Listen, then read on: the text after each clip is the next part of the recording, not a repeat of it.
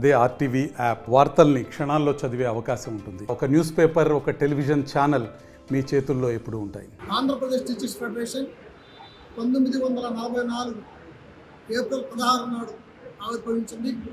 మరి ఈ సంవత్సరం ఏప్రిల్ 16 నాటికి 80 వసంతాలు పూర్తి చేసుకున్నది.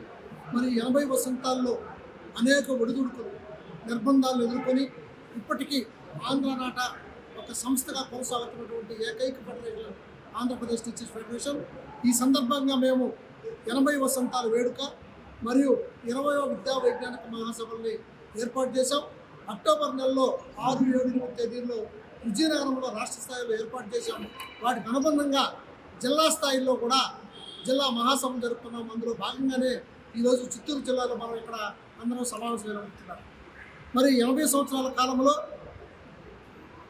రాష్ట్ర ప్రభుత్వం అనేక రకాల విద్యా విధానాలు తీసుకొచ్చింది. 1986, 91 జాతీయ విద్యా విధానం, 2020 జాతీయ విద్యా విధానం తీసుకొచ్చింది.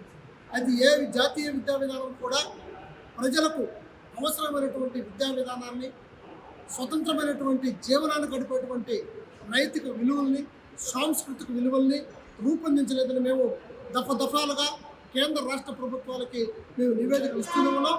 ఆ రూపంలోనే మా నడక నడుస్తూనే ఉన్నాం. అయితే ఇప్పటికి కూడా ఆంధ్ర రాష్ట్రంలో బడి బయట 1,00,000 మంది పైగా పిల్లలు బడి బయటే ఉన్నారు.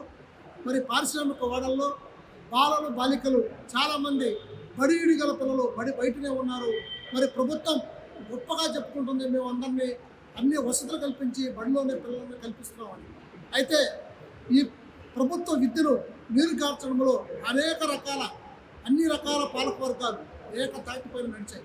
ఎందుకంటే 80వ దశకం నుంచి బహుళ తరగతి బోధన ఏదైతే తీసుకొచ్చిందో ఆ బహుళ తరగతి బోధన ప్రాథమిక విద్యారంగాన్ని కుదేలు చేసింది. ఒక ఉపాధ్యాయుడే అన్ని రకాల సబ్జెక్టులను అన్ని తరగతులకు బోధించేటువంటి విధానం తీసుకురావడం. ఆనాడు ప్రైవేటు విద్య పెద్దగా లేనటువంటి పరిస్థితుల్లో విద్యార్థుల సంఖ్య కూడా తెలుగు మీడియం అనుమతించండి, పారిశ్రామిక వాడను పరిశ్రమలను భారతదేశం మొత్తం మీదుగా పారిశ్రామిక రంగాన్ని అభివృద్ధి చేయండి, ఇక్కడ చదువుకున్నటువంటి విద్యార్థులకు ఇక్కడ ఉపాధి కల్పించండి.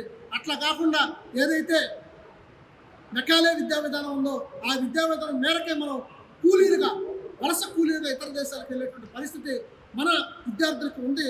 ఆ విధానాన్ని తొలగించి స్వతంత్రంగా పారిశ్రామిక అభివృద్ధిని చేసి ఇక్కడ ఉన్నటువంటి విద్యార్థులకు స్థానిక భాషలు చదివే విద్యార్థులకు ఉపాధి కల్పిస్తే స్థానిక భాషల్లో నాణ్యత పెరుగుతుంది, స్కిల్స్ పెరుగుతాయని మేము ప్రభుత్వం డిమాండ్ చేస్తాం. స్కీమ్ ఉంది. ఆ కాంట్రిబ్యూటరీ పెన్షన్ స్కీమ్ 2004 సెప్టెంబర్ 1 నుంచి కేంద్ర ప్రభుత్వంలో ఉన్నటువంటి ఆనాటి పాలక వర్గాలు ఇద్దరు జట్టుగట్టి దాన్ని తీసుకొచ్చారు PFRDA బిల్ ద్వారా. మరి ఆనాడే ఏపీటీఎఫ్గా దాన్ని వ్యతిరేకించాం. మరి ఈనాడు అనేక దీర్ఘకాలిక పోరాటం తర్వాత గత ప్రభుత్వం GPS అనేటువంటి ఒక మధ్య మార్గంగా తీసుకొస్తా ఉన్నటువంటి కొత్త స్కీమ్ తీసుకొచ్చింది. ఆ స్కీమ్ కూడా CPSకి ఏమాత్రం తీసుకోదు కాదు, పాత పెన్షన్కి ప్రత్యామ్నాయం కాదని ఏపీటీఎఫ్గా మేము పూర్తిగా బాయ్కట్ చేసే సమావేశాలు కూడా మిగతా మిత్రులు సోదర సంఘాలు కూడా కలుపుకొని తర్వాత జరిగేటువంటి మీటింగ్లు కూడా బాయ్కట్ చేసి దాన్ని ఆపగలిగాం. ప్రధానంగా మరి ఆంధ్రప్రదేశ్ టీచర్స్ ఫెడరేషన్ ఆవిర్భవించి 80 వసంతాలు పూర్తి చేసుకున్న సందర్భంగా చిత్తూరు జిల్లా శాఖ జిల్లా విద్యా వైజ్ఞానిక మహాసభల ఏర్పాటు కార్యక్రమంలో రావడం జరిగింది.